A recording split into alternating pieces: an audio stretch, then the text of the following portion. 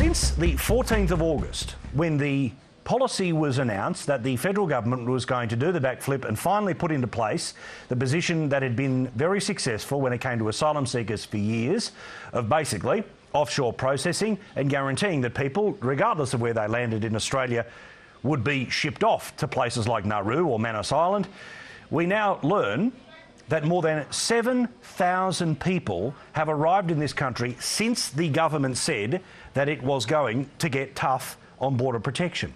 7,000 people didn't quite get the message. Does that mean that they were willfully ignoring it, or has the message been very poorly explained by this government?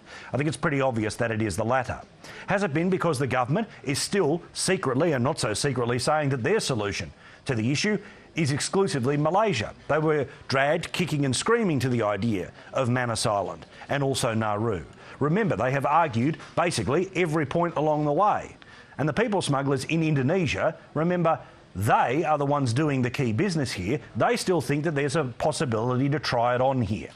Now, the government can say they're getting tough, but the numbers say that they can announce whatever they want, but they aren't actually doing it.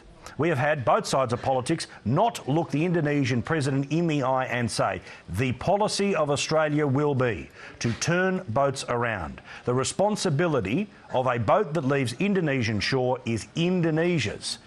Remember, more than 700 people have died at sea. If you believe, like I do in the humanitarian option, it is to guarantee that people are fearful and do not leave the coast of Indonesia. They should be fearful for their own safety because many of the boats don't actually make it, and they should be fearful of their circumstances because the government and opposition have a clear policy, the one that the Australian people want, the one that even I was dragged kicking and screaming to, but still, that people want, which is that offshore processing happens. And here we are a few months on and many millions of dollars. And we only find out today that we are talking about reopening detention centres. 7,000 people have come to Australia since this government said it was going to get tough, which means it ain't.